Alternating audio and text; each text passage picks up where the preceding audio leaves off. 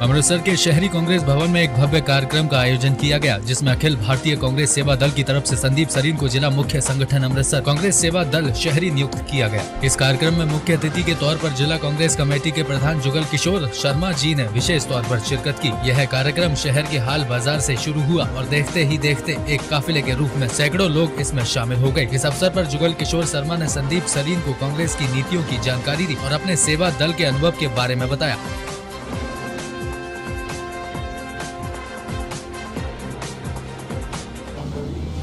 श्री संदीप सरीन जी ने पदभार संभालिया है। ये पुराने कांग्रेस और कांग्रेस सेवा दल के परिवार हैं। श्री ओम प्रकाश सरीन जी के जोड़े साढ़े जिला अध्यक्ष भी रहे ने, सेवा दल के अलग अलग अहुदे के पंजाब के रहे ने, उन्होंने बेटे ने। और मैनू मान हासिल होया कि इस परिवार नूं असीं फिर कांग्रेस दे विच एक काम करने का मौका दिता है। और कांग्रेस सेवा दल एक ऐसी फ्रंटल ऑर्गेनाइजेशन है जिस विच महिला, बच्चे और नौजवान और सीनियर साथी काम कर सकते। इस विच एज लिमिट कोई नहीं है। और मैं इन्हों ये कहा है कि आप सेवा दल की पद्धति जी पहले सी कि आप डिसिपलिन लियादी, आप ट्रेनिंग क्लासा शुरू करके सेवा दल की होर मजबूत करांगे। और साडा आने वाला मिशन जिहड़ा 17 है उन्होंने असीं कामयाब करांगे। कैप्टन अमरिंदर सिंह जी नूं पंजाब का मुख्यमंत्री बनाने वास्ते मैं समझदा ये सेवा दल साडा यूनिट जिहड़ा है बहुत सही रहेगा। और ये दिलों लग के कांग्रेस के डिसिपलिन लियान की गल करेंगे। अखीर ते फिर संदीप सरीन जी को मैं बहुत बहुत मुबारकबाद देता। मैं पहला तो अपनी नैशनल स्टेट और डिस्ट्रिक्ट लीडरशिप का बहुत ही धन्नवादी हाँ। मैं पहला भी इन्हों का जिक्र कर चुका वहाँ। मैं राजिंदर आसरानिया जी स्टेट चीफ और मेरे जिला प्रधान श्री जुगल किशोर शर्मा जी, जिन्होंने मैनू इस काबल समझते हुए ये भार मेरे मोढियां ते पाया है और बड़ा वड्डा मान भी बख्शिया है। मैं प्रैस के माध्यम राही अपने पार्टी वर्कर्स नूं और खासकर अंमृतसर की जनता नूं ये बिल्कुल विश्वास दिवाना चाहना वा कि इस वे जनता भी बड़ी त्रस्त है। आओ सारे रल के पंजाब दे विच कांग्रेस लियाईए। श्री जुगल किशोर शर्मा जी अमृतसर दे विच अते पंजाब दे विच कैप्टन अमरिंदर सिंह जी के हथ मजबूत करते हुए कांग्रेस नूं एडी मजबूती नाल एडे वड्डे फासले दे नाल बाकी पार्टियां तो जिताइए कि साडी बहुमत की सरकार आए और जनता दीआं दरपेश आ रही मुश्किलों नूं दूर करन दे विच आपां सहाई होईए।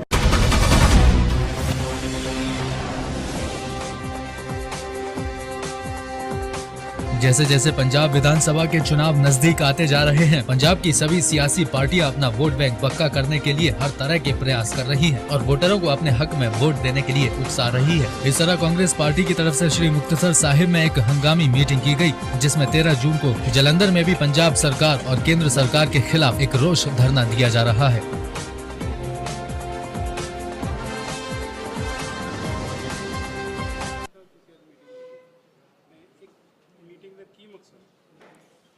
मीटिंग का मेन तय सी कि मोदी जो देश का प्रधानमंत्री है वो 21 तरीक नूं जोगित करन लई चंडीगढ़ आ रहा है। पंजाब दे किसानां दी ते पंजाब दीयां जवान ने ते जिहड़े किसान ने उन्हां दीयां लाशां दे उदी टप के ते असीं कहने आ भी जे मोदी जी आउणा है तो पहला किसानां दा कर्जा माफ़ करके आ, तो जो तू कर्जा माफ़ ना करके आएगा तो तेनों असीं चंडीगढ़ च वड़ नहीं देंगे।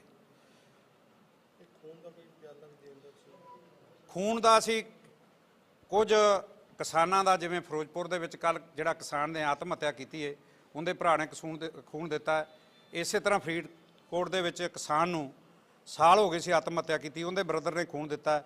कुछ असीं ये नहीं भी उन्हां किसानां दा ही, असीं कुछ किसानां दा जिन्हां ने आत्म हत्या की है तो कुछ असीं आपदे जिहड़े अहुदेदार ने उन्हां दा किसान खून लैके पूरा बाटा जिहड़ा उहनूं पेश करांगे भी ये पी लै तो शायद तेरी जाग खुल जाए। देखो गल कि कोई भी जिहड़ा जदों बच्चा रोवे ना तो माँ दुੱਧ नहीं दिंदी, पर एक गल जरूर है कि उन्हें जिहड़ी मैं कह नहीं सकता कि ये मੱਝ ਦੇ ਕੋਲ ਦੁੱਧ ही है नहीं। ਜਿਹੜਾ कोई सरकार ਹੁੰਦੀ ਉਹ ਮਾਂ ਦੇ ਤਰ੍ਹਾਂ ਹੁੰਦੀ ਹੈ, ਪਬਲਿਕ ਜਿਹੜੀ ਉਹਦੇ ਬੱਚਿਆਂ ਤਰ੍ਹਾਂ ਹੁੰਦੀ ਹੈ, ਪਰ ਇਹ ਸਾਨੂੰ ਜਾਪਦਾ ਨਹੀਂ ਕਿ ਇਹ ਕੁਛ ਦੇਵੇ, ਕਿਉਂਕਿ ਇਹ ਤਾਂ ਪੰਜਾਬ ਨੂੰ ਬਾਦਲ ਵੀ ਤਬਾਹ ਕਰਨਾ ਚਾਹੁੰਦਾ ਹੈ ਤੇ ਇਹ ਵੀ ਤਬਾਹ ਕਰਨਾ ਚਾਹੁੰਦਾ ਹੈ। ਉਸ ਪਾਸੇ ਨੂੰ ਲੈ ਕੇ ਜਾ ਰਹੇ ਨੇ, ਪੰਜਾਬ ਦੇ ਹਾਲਾਤਾਂ ਨੂੰ ਖਰਾਬ ਕਰ ਰਹੇ ਨੇ। ਥਾਂ ਥਾਂ ਤੇ ਲੁੱਟਾਂ ਹੋ ਰਹੀਆਂ ਨੇ, ਖੋਹਾਂ ਹੋ ਰਹੀਆਂ ਨੇ, ਕਤਲ ਹੋ ਰਹੇ ਨੇ, ਪ੍ਰਸ਼ਾਸਨ ਸੁੱਤਾ ਪਿਆ ਹੈ, ਕਿਸੇ ਕਿਸਾਨਾਂ ਨੂੰ ਮੁਆਵਜ਼ਾ ਨਹੀਂ ਦਿੱਤਾ ਜਾ ਰਿਹਾ ਜਿਨ੍ਹਾਂ ਦੀ ਡੈਥ ਹੋ ਰਹੀ ਹੈ। ਔਰ ਜਿਹੜੇ ਚੰਗੇ ਬੰਦੇ ਪਿੰਡਾਂ ਦੇ ਵਿੱਚ ਸਰਪੰਚ ਨੇ, ਅੱਜ ਹੀ ਸਾਡੇ ਕਿਸਾਨ ਸੈੱਲ ਦੇ ਆਗੂ ਨੂੰ, ਸਰਪੰਚ ਨੂੰ ਕੁੱਟਿਆ ਮਾਰਿਆ ਗਿਆ। ਔਰ ਇਹਦੇ ਤੇ ਵੀ ਅਸੀਂ ਜਲਦੀ ਐਕਸ਼ਨ ਕਰਾਂਗੇ। ਜੇ ਸਾਨੂੰ ਉਹ ਨਾ ਫੜੇ ਗਏ ਉਹਨਾਂ ਦੇ ਤੇ ਅਸੀਂ ਧਰਨਾ ਵੀ ਦੇਣਾ ਪਿਆ, ਧਰਨਾ ਵੀ ਅਸੀਂ ਜ਼ਰੂਰ ਦੇਵਾਂਗੇ। ਜੋ ਵੀ ਕਾਰਵਾਈ ਕਰਨੀ ਪਈ ਅਸੀਂ ਕਰਾਂਗੇ। ਆਮ ਆਦਮੀ ਪਾਰਟੀ ਬੜੇ ਦਾਅਵੇ ਕਰ ਰਹੀ ਹੈ। ਦੇਖੋ ਜੀ, ਉਹ ਤਾਂ ਇੱਕ ਲਿਫਾਫੇ ਦੀ ਤਰ੍ਹਾਂ ਹੈ। ਇੱਕ 4 ਸੀਟਾਂ ਉਦੋਂ ਮਿਲ ਗਈਆਂ। ਮੈਂ ਤੁਹਾਨੂੰ ਪੁੱਛਣਾ ਚਾਹਣਾ ਕਿ ਤੁਹਾਡੇ ਤੇ ਫੈਸਲਾ ਮੈਂ ਛੱਡ ਦੇਣਾ ਵੀ ਚੋਂ 2 ਬੰਦੇ ਚੰਗੇ ਕਿਹੜੇ ਨੇ, ਤੇ ਹਰ ਬੰਦਾ ਕਹੇਗਾ ਵੀ ਪਟਿਆਲੇ ਵਾਲਾ MP ਬੰਦਾ ਚੰਗਾ ਹੈ ਤੇ ਖਾਲਸਾ ਜੀ ਚੰਗੇ ਨੇ, ਫਤਿਹਗੜ੍ਹ ਸਾਹਿਬ ਵਾਲੇ। ਉਹਨਾਂ ਦੋ ਨੂੰ ਕੱਢਤਾ। ਜਿਵੇਂ ਪ੍ਰਕਾਸ਼ ਸਿੰਘ ਬਾਦਲ ਨੂੰ ਪਾਰਟੀ 'ਚ ਕੋਈ ਬੰਦਾ ਚੰਗਾ ਨਹੀਂ ਲੱਗਦਾ ਜਿਹੜਾ ਚੰਗਾ ਹੁੰਦਾ, ਇਸੇ ਤਰ੍ਹਾਂ ਹੀ ਉਹਨਾਂ ਦਾ ਹਾਲ ਹੈ ਕਿ ਉਹ ਜਿਹੜੇ ਮਾੜੇ ਬੰਦੇ ਹੁੰਦੇ ਨੇ। ਮੈਂ ਫਰੀਦਕੋਟ ਦਾ, ਤੁਸੀਂ MP ਹੈ, ਤੁਹਾਨੂੰ ਪਤਾ ਹੀ ਹੈ, ਸਵੇਰ ਤੋਂ ਸ਼ਾਮ ਤੱਕ ਦਾਰੂ ਪੀਂਦਾ। ਭਗਵੰਤ ਮਾਨ ਜੀ ਗੁਰੂ ਗ੍ਰੰਥ ਸਾਹਿਬ ਦੀ ਗੋਦ 'ਚ ਚਲੇ ਗਏ, ਦਾਰੂ ਪੀ ਕੇ।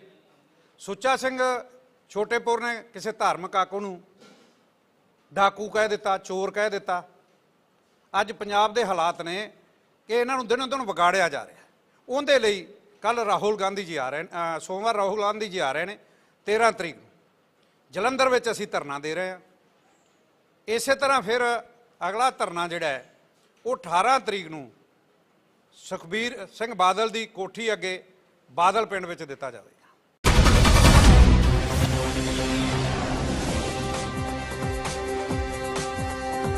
जमीन पर कब्जे को लेकर एक परिवार पर दबंगों ने ऐसा कहर ढाया कि पीट पीट कर एक अधेड़ की जान ले ली। दबंगों ने सरेआम गांव के सैकड़ों लोगों के सामने अधेड़ की जमकर पिटाई की और उसे इस तरह पीटा कि जिला अस्पताल में उसकी इलाज के दौरान मौत हो गई। अधेड़ का गुनाह सिर्फ इतना था कि वह अपनी जमीन पर दीवार बनाने का कार्य कर रहा था, जिससे दबंग नाराज थे।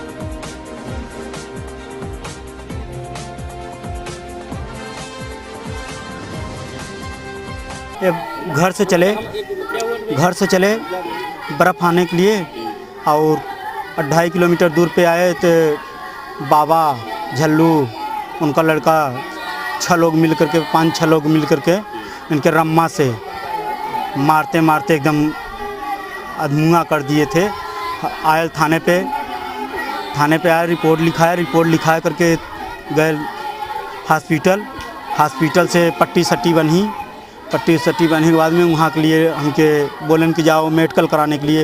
उसी जगह जाने के लिए उसके बाद में इनामबाड़े पे इनका दम टूट गया। ज़मीन के विवाद रही आज 2 महीना पहले कावरा कहीं कहा भय के वजह और ओकरे बाद में हमसे जानना नहीं रहे कैसन ऐसा बात होए। इतने घर में आए बर्फ़ लेने के लिए मानना है। गांव में एक ज़मीन को लेकर के विवाद था। झल्लू के लोगों ने निर्माण कार्य कर लिया था, गेनालाल का निर्माण कार्य होना था। इस बीच में इसके पहले इन लोगों के बीच में एक समझौता हो गया था कि आप अपना बना लीजिए, हम अपना बना लें। लेकिन जब ये गेनालाल बनाने लगे तो आज गांव के ही 4-5 लोग इकट्ठा होकर के लाठी डंडे से उन पर प्रहार किए। उसके बाद उनको जिला अस्पताल लाया गया। जिला अस्पताल से उनको रेफ़र किया गया था भदोही के लिए। रास्ते में जाते हुए उनकी डेथ हो गई है। उनकी बॉडी का पोस्टमार्टम कराया जा रहा है।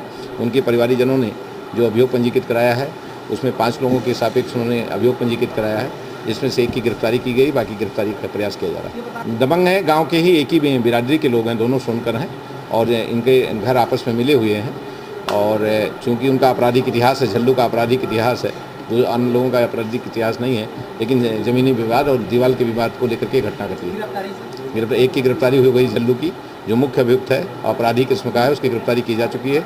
शेष की गिरफ्तारी का प्रयास जारी है।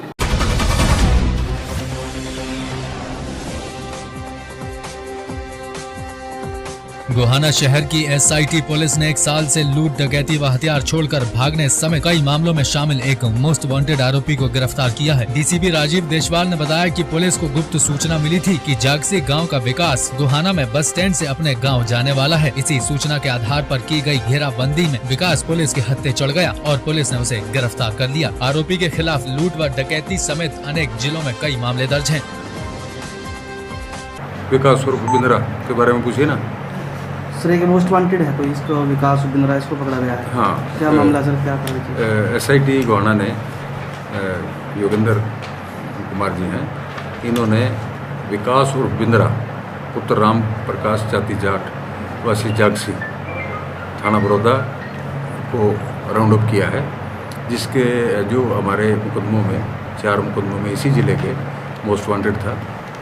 और इसके अलावा 2 पानीपत के, 1 जींद का और 1 रोहतक के मुकदमे भी वांछित था। इसके ऊपर काफ़ी सारे लूट और डकैती के मुकदमे दर्ज थे और आर्म्स एक्ट के, इलीगल हथियार रखने के, गाड़ियाँ लूटने के और माल से भरे ट्रक लूटने के मुकदमे दर्ज थे और 6 मुकदमों में ये पहले बरी हो चुका है। इसके खिलाफ कोई जो है एविडेंस नहीं देना चाहता था, इस कारण से ये बरी हुआ है। लेकिन अब इन मुकदमों में जो है मेरी SIT द्वारा इसको राउंड अप किया गया है और मैं अच्छी तरह से इन मुकदमों की पैरवी करके ऐसे आदमी को कि जो किसी भी छोटे मोटे लकुना की वजह से बरी ना हो पाए। इसमें अभियोग नंबर सर इसको कहाँ से गिरफ्तार किया है और कुछ इससे वेपन वगैरह भी पकड़ा गया है? इससे जो है ये कहीं दिल्ली में रहता था और वहाँ से ये अपने गांव जागसी जाने की सूचना प्राप्त हुई थी। इस गुप्त सूचना के आधार पे SIT ने जो है इसका गोहाना बस अड्डे का को जो है घेर के रखा और इसकी सूचना के अनुसार इसको राउंड अप किया जब ये वहाँ से उतरा बस से और जागसी जाने के लिए तैयारी कर रहा था। कोई वेपन वगैरह भी कोई? अभी पूछताछ जारी है और इसको भी पेश करके रिमांड लिया जाएगा। सर इस पे जो मुकदमे थे कौन से कब से वांटेड है सर? ये तकरीबन 2015 से वांटेड था। इसके ऊपर अभियोग संख्या 491 2015 की, जिसमें सशस्त्र अधिनियम के तहत मुकदमा दर्ज था, जिसमें ये हथियार छोड़ के भागे थे गोहाना शहर में। और दूसरा मुकदमा इस पर 39 नंबर मुकदमा है 2016 का, जो इन्होंने एक ट्रक को, चावलों से भरा ट्रक जो था वो बड़ौदा थाना के इलाके में छीना था। तीसरा मुकदमा इनका था जिसमें कि नमक के कट्टों का भरा हुआ ट्रक एक उसको लूटा था, वो भी बड़ौदा थाने के में ही मुकदमा दर्ज है 57 नंबर। तीसरा इन्होंने रोलक से एक गाड़ी लूटकर गोहाना में छोड़ी थी, उसके ऊपर भी 1 नंबर मुकदमा 2016 का इनके ऊपर दर्ज है। इसके अलावा जिला पानीपत के 2015 के और 16 के कुछ मुकदमे हैं जिनमें मोटरसाइकिल और गाड़ी छीनी थी, चांदनी बाग थाने के हैं। और थाना शहर जींद के इलाके में अपहरण का मुकदमा दर्ज है, उसमें भी ये वांछित था। थाना सदर रोहतक क्षेत्र में एक वरना गाड़ी लूटी थी, जिसमें इसका साथी रोहतक पुलिस द्वारा विजय कुमार को पकड़ लिया गया था और ये अभी तक उस मुकदमे में वांछित था।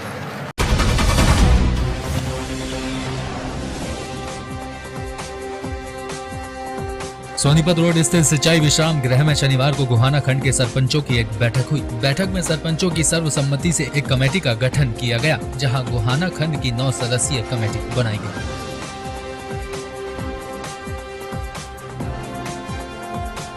जो भी सरपंचों ने आज मुझे ये मौका दिया है, जो भी सरपंचों की समस्या होगी उसके लिए मैं आगे बढ़ चढ़ गए वो करूँगा। और जो ये निगरानी कमेटी है इसको ख़त्म किया जाए और जो 10 लाख तक की कंडीशन है इसको भी ख़त्म किया जाए। सरकार सरपंचों की मांगों पर ध्यान देना चाहिए। सरपंच एक हिस्सा है सरकार का, प्रजातंत्र सरकार, प्रजातंत्र तो इसके बारे में सरकार विचार विमर्श करे। अगर ऐसा नहीं करते तो क्या आगे रणनीति रहेगी? पूरे हरियाणा में जितने भी सरपंच हैं, पूरे हरियाणा के सरपंच एकजुट हो चुके हैं और सारे के सारे एक ही संकल्प ले लिया भाई इस तरह की। फिर उस सरपंच का क्या वो चित्त रह गया, उसकी कर्तव्य निष्ठा पर क्या प्रश्न चिन्ह नहीं लग गया क्या? जब गांव ने सरपंच बना दिए तो फिर बाद में एक कमेटी का क्या चक्कर है। हम सरकार से अनुरोध करते हैं, जो हमारे सरपंचों के ऊपर एक निगरानी कमेटी बनाने का दबाव डाला जा रहा है, इस कमेटी को ना बनाना, इस कमेटी को रोक दिया जाए। इस कमेटी से गांव के विकास कार्य में अड़चन आएगी और जिस तरह एमएलए एमपी जनता द्वारा चुने गए हैं, उसी तरह हम सरपंच भी जनता द्वारा चुने गए हैं। जब उनके ऊपर कोई निगरानी कमेटी नहीं है तो हमारे ऊपर क्यों निगरानी कमेटी बनाई जा रही है? ये गांव के विकास को रोकने का काम करेगी कि निगरानी कमेटी ले आ जाए, इस निगरानी कमेटी को मत नहीं बनाना दिया जाए। और दूसरा, जो सरपंचों के ऊपर 10 लाख के एस्टीमेट तक काम करने का दबाव डाला जा रहा है कि सरपंच 10 लाख रुपए तक का काम करा जाए, तो गांव में 10 लाख रुपए तक के छोटे छोटे काम होते हैं, तो इसमें सरपंचों को बहुत ज़्यादा अड़चन आ रही है। तो कोई भी जो विकास कार्य है वो हर काम 10 लाख से ऊपर का है, तो इसलिए इस 10 लाख के एस्टीमेट पर जो काम करने का दबाव डाला जा रहा है ये भी हटाया जाए। सरपंचों को पावर दी जाए कि वो गांव के विकास में सहयोग करें। और सरकार भी आपकी सरकार नहीं मानती है बातें तो आगे क्या विरोध है? अगर सरकार हमारी इस बात को नहीं मानते हैं तो पूरे सोनीपत जिले के सरपंच सामूहिक रूप से इस्तीफा देने के लिए तैयार हैं।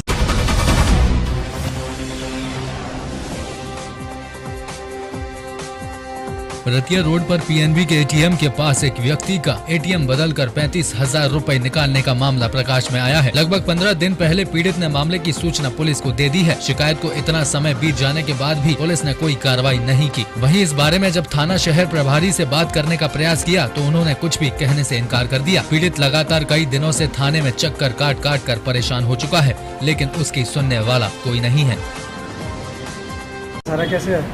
सर 26 तारीख को 5वें महीने में हम यहाँ काम के सिलसिले में आते जाते रहते हैं और उसी दिन हमने एटीएम से 5,000 निकाला था जहाँ पीएनबी में।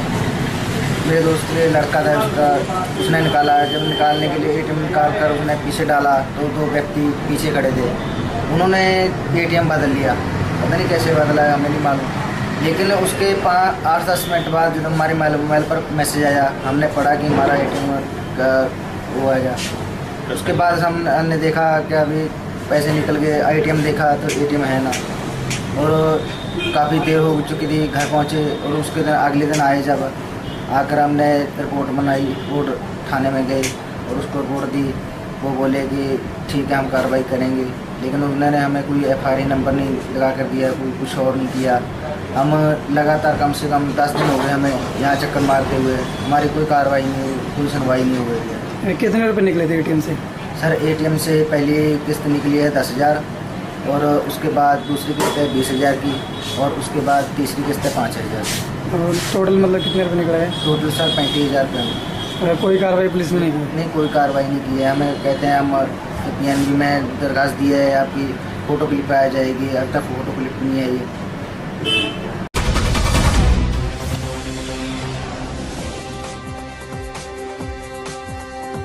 3 दिवसीय राज्य स्तरीय योग परीक्षण शिविर का शुभारंभ पंचकुला के परेड ग्राउंड में हुआ। इस अवसर पर विश्व प्रसिद्ध योग गुरु स्वामी रामदेव ने क्षमा रोशन कर इसका आरंभ किया। रामदेव के साथ क्षमा रोशन करने वालों में गवर्नर कप्तान सिंह सोलंकी और हरियाणा के स्वास्थ्य मंत्री अनिल विज भी हाजिर थे। उसके बाद रामदेव ने शिविर में शामिल लोगों को योग करने के गुर सिखाए। इस 3 दिवसीय शिविर के पहले दिन हजारों की संख्या में लोगों ने शिरकत की, जिसमें हरियाणा की कैबिनेट मंत्री कविता जैन, कृष्णपाल बेदी, राज्य मंत्री का दर्जा प्राप्त ज्ञानचंद गुप्ता और मुख्य संसदीय सचिव बख्शीश सिंह भी योग सीखने वालों में शामिल थे। ये शिविर आज शुरू होकर 14 दिन तक चलेगा और हर दिन इस शिविर में शामिल लोगों को योग की शिक्षा दी जाएगी। और चंडीगढ़ यूनियन टेरिटरी ये सब मिलकर के उस दिन योग का प्रदर्शन करेंगे। चंडीगढ़ में 180 स्थानों पर कुल मिलाकर 1 लाख की संख्या में प्रतिनिधि उसमें भाग लेंगे। उसी अवसर पर आज हरियाणा राज्य ने अपना राज्य स्तरीय योग शिविर यहाँ पर आयोजित किया है। बहुत बड़ी संख्या में प्रतिनिधियों ने यहाँ पर भाग लिया है। जो गुरु बाबा रामदेव की विशेष कृपा है, उन्होंने 3 दिन हम दिए हैं। एक विशेष स्फूर्ति, विशेष उत्साह का वातावरण पूरे राज्य में व्याप्त है। आज जो कार्यक्रम मैंने देखा, जिसका उद्घाटन किया, योग गुरु बाबा रामदेव तो मुझे डॉक्टर ऑफ डॉक्टर से लगते हैं। रोग का निदान होता है लेकिन कंट्रोल होता है, क्योर नहीं होता। घोषणा करा करके आदरणीय मोदी जी ने वैश्विक पटल पर योग को गौरव दिलाया है और भारतीय धर्म दर्शन अध्यात्म संस्कृति का यश पूरी दुनिया में बढ़ाया है। इसके लिए उनको शुक्रिया। और 21 जून को सभी लोग अपने घरों से बाहर निकलें। कम से कम 5 से 10 करोड़ लोगों की भागीदारी 21 जून को हो, सारी दुनिया देखे। हम ऋषियों की संतान, हम योगियों की संतान और हम योगी हैं। माने जिस राष्ट्र ने पूरी दुनिया में योग दिवस की घोषणा करवाई है वो राष्ट्र योगी राष्ट्र है। ये तभी दुनिया देख पाएगी जब हम 21 जून को घर से बाहर निकलेंगे। तो जैसे हम 15 अगस्त, 26 जनवरी, रामनवमी, जन्माष्टमी, रक्षाबंधन आदि पर्वों को मनाते हैं, ऐसे ही योग पर्व है हम राष्ट्र के 125 करोड़ हिंदुस्तानियों का गौरव का पर्व। रामदेव जी, योग आपका एक सपना था, उसको साकार होता हुआ देखकर कैसा महसूस हुआ? मैं 9 साल की उम्र से योग करता हूँ।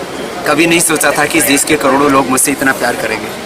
और जब मैंने देश और दुनिया में इस योग के झंडे को गाड़ा तब लगता था कि भारत सरकार के स्तर पर जितना इसको सम्मान मिलना चाहिए उतना नहीं मिल पा रहा था। नैपथ्य को पर रख दिया था योग, अध्यात्म और हमारी भारतीय परंपराओं। आदरणीय मोदी जी के आने के बाद योग को और भारतीय परंपराओं को जो गौरव मिला है उससे मन में बहुत संतोष है कि एक ऐसा प्रधानमंत्री 68 सालों के बाद देश को मिला है जो योग को, अध्यात्म को, भारत और भारतीयता को, राष्ट्र को सर्वोपरि स्थान पर रखता है। कुछ लोग कहते हैं कि बाबा बिजनेसमैन बन गए। देखो, दुनिया का काम कहना है, हमारा काम करना है। योग, आयुर्वेद, स्वदेशी को हमने राष्ट्र की सेवा के लिए अपनाया। महात्मा गांधी जी ने स्वदेशी का काम किया तो उसी को ही राष्ट्रपिता कहा। मैं राष्ट्रपिता कहलाना नहीं चाहता, मैं राष्ट्र का पुत्र तो हूँ। योग, आयुर्वेद, स्वदेशी का काम राष्ट्र की सेवा के लिए कर रहा हूँ, क्योंकि पतंजलि का प्रॉफिट किसी व्यक्ति के लिए नहीं, 100% चैरिटी के लिए। और जो चैरिटी के लिए काम किया जाए वो व्यापार का काम नहीं, उपकार का काम है, वो कमाई का काम नहीं, देश की भलाई का काम है। 3 दिवसीय राज्य स्तरीय योग परीक्षण शिविर का शुभारंभ पंचकुला के परेड ग्राउंड में हुआ। इस अवसर पर विश्व प्रसिद्ध योग गुरु स्वामी रामदेव ने क्षमा रोशन कर इसका आरंभ किया। रामदेव के साथ क्षमा रोशन करने वालों में गवर्नर कप्तान सिंह सोलंकी और हरियाणा के स्वास्थ्य मंत्री अनिल विज भी हाजिर थे। उसके बाद रामदेव ने शिविर में शामिल लोगों को योग करने के गुर सिखाए। इस 3 दिवसीय शिविर के पहले दिन हजारों की संख्या में लोगों ने शिरकत की, जिसमें हरियाणा की कैबिनेट मंत्री कविता जैन, कृष्णपाल बेदी, राज्य मंत्री का दर्जा प्राप्त ज्ञानचंद गुप्ता और मुख्य संसदीय सचिव बख्शीश सिंह भी योग सीखने वालों में शामिल थे। यह शिविर आज शुरू होकर 14 दिन तक चलेगा और हर दिन इस शिविर में शामिल लोगों को योग की शिक्षा दी जाएगी।